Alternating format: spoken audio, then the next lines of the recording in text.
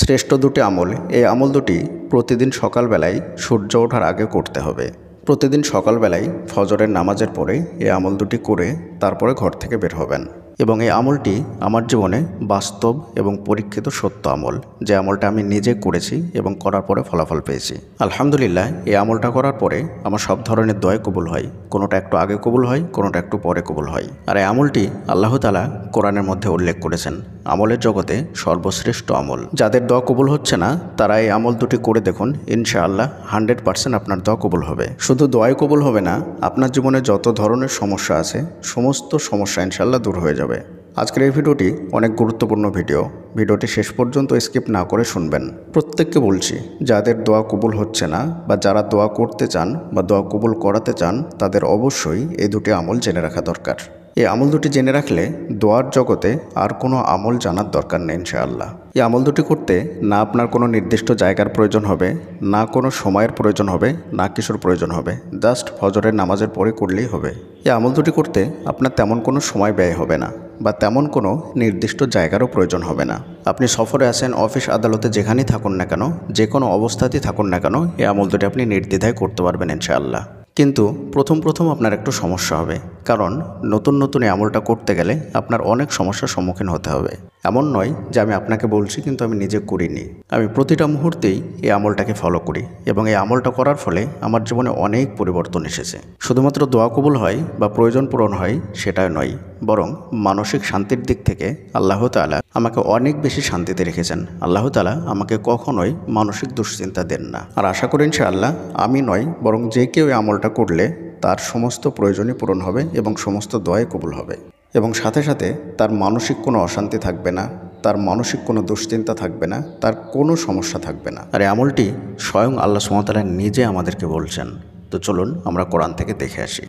আল্লাহ তাআলা সূরা নূরের 30 নম্বর আয়াতের মধ্যে বলছেন, কুল্লিল মুমিনিনা ইয়াগুয্যু মিন আবসারিহিম ওয়া ইয়াহফাযু ফুরুজাহুম যালিকা আযকা লাহুম ইন্নাল্লাহা খাবীরুম বিমা ইয়াসনাউন।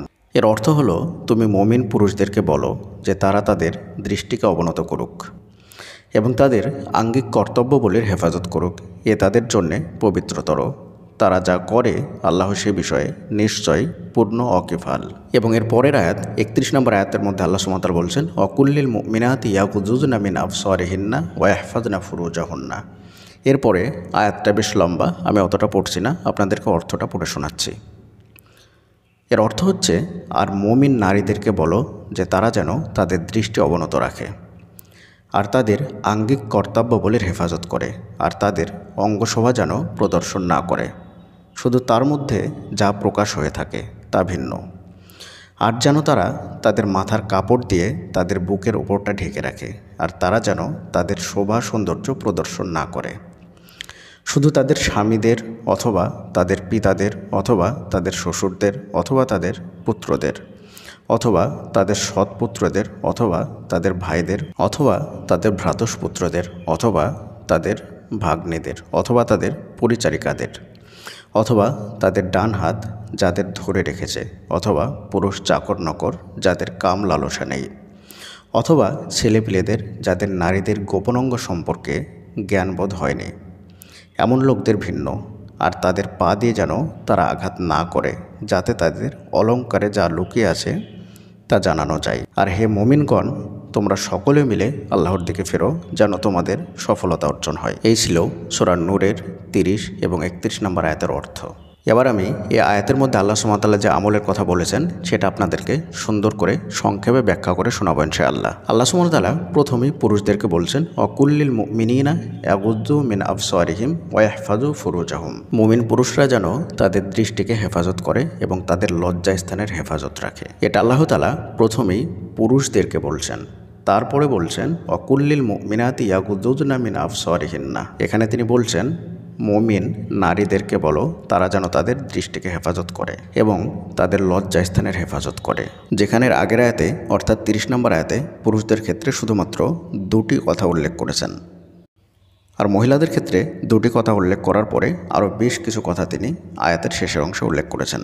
তারপরে আয়াতের পরবর্তী অংশে আল্লাহ তাআলা নারীদের ক্ষেত্রে কতটুকু অংশ তাদের পর্দা বা কতটুকু অংশ তাদের লজ্জাস্থান সেটা বুঝিয়েছেন। এবং শুধু বোঝাননি, বরং কোন অংশ কতটুকু কাদেরকে দেখাতে পারবেন সেটাও তিনি নির্দিষ্টভাবে উল্লেখ করে বলেছেন আয়াতের পরবর্তী অংশে। তো আমাদেরকে যেটা করতে হবে বা যে আমলের কথা তিনি আয়াতের মধ্যে বলেছেন আল্লাহ সুবহানাহু ওয়া তাআলা, সেটা হচ্ছে দৃষ্টিকে হেফাজত করা এবং লজ্জাস্থানের হেফাজত করা। যদি আমরা দৃষ্টিকে হেফাজত করতে পারি এবং লজ্জাস্থানের হেফাজত করতে পারি, তাহলে বিশ্বাস করুন দুনিয়ার এমন কোনো দোয়া নেই যে দোয়াটা আপনার কবুল হবে না। আমি নিজে বলছি খালিদ হাসান, এই আমলটা আমি বাস্তব জীবনে করে দেখেছি এবং এর ফলাফল পেয়েছি। বাস্তব পরীক্ষিত আমল, 100% কাজে লাগবে ইনশাআল্লাহ। আমি আপনাকে কোন ভাষা দিয়ে বোঝাবো সেটা আমি খুঁজে পাচ্ছি না, যে আমলটা কতটা কার্যকর এবং কতটা শ্রেষ্ঠ আমল।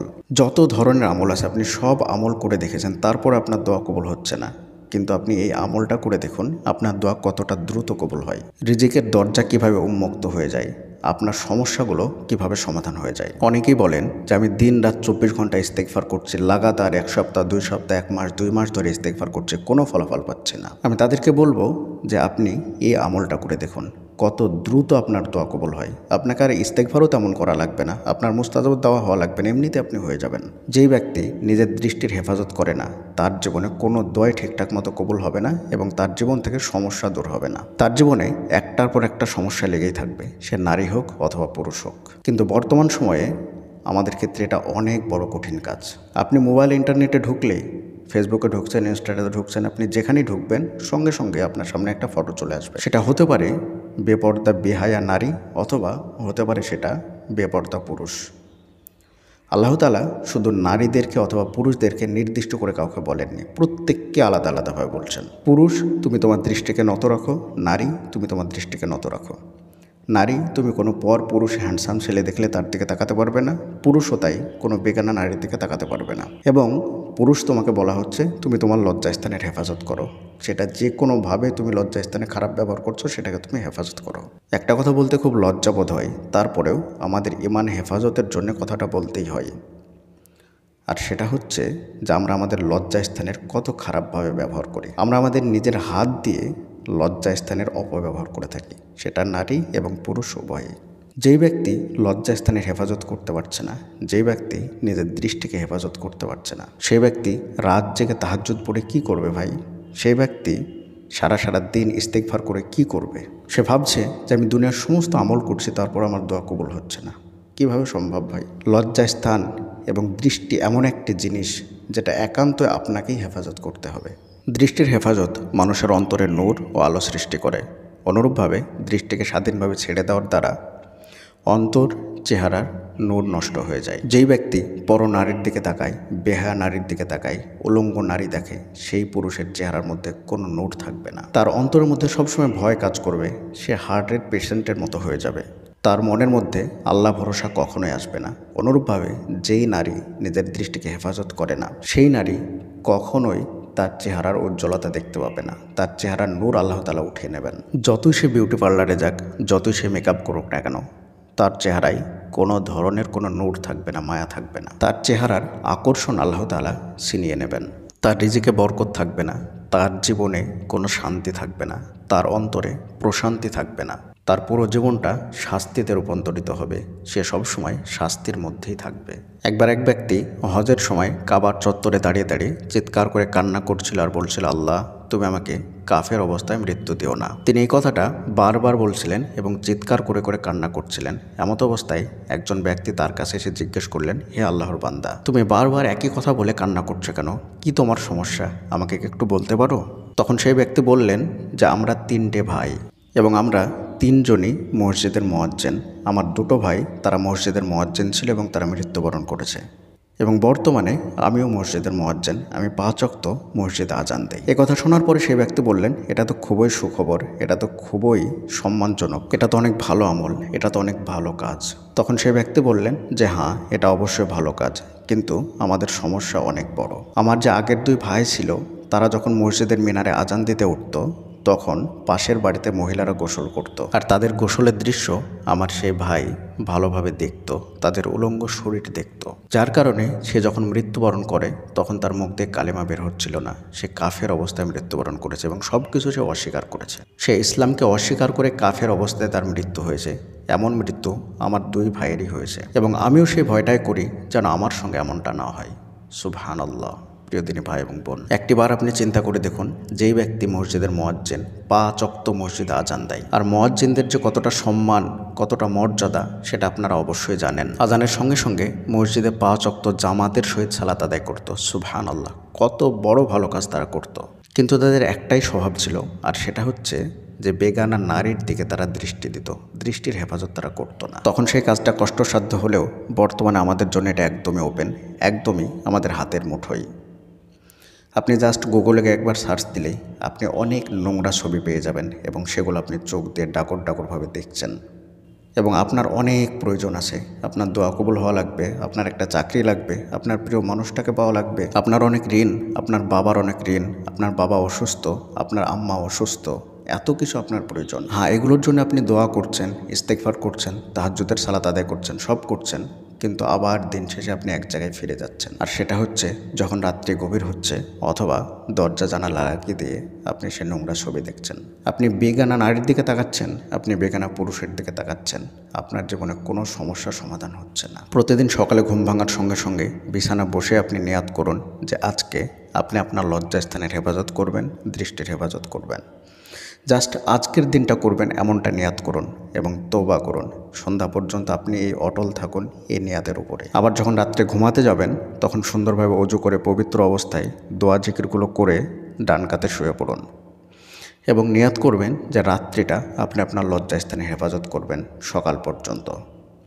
আবারও যখন সকাল হবে সেম একই নিয়াত করুন যে আজকে সারাদিন আপনি আপনার দৃষ্টির হেফাজত করবেন এবং লজ্জাস্থানের হেফাজত করবেন। এইভাবে 1 দিন 2 দিন 1 রাত 2 রাত করতে করতে দেখবেন একটা সপ্তাহ আপনার একটু কষ্ট হবে, দ্বিতীয় সপ্তাহটা অনেকটা সহজ হবে, তৃতীয় সপ্তাহ আরও একটু সহজ হবে, চতুর্থ সপ্তাহ একদমই সহজ হয়ে যাবে এবং একটা সময় আপনি আল্লাহর অলিতে পরিণত হবেন।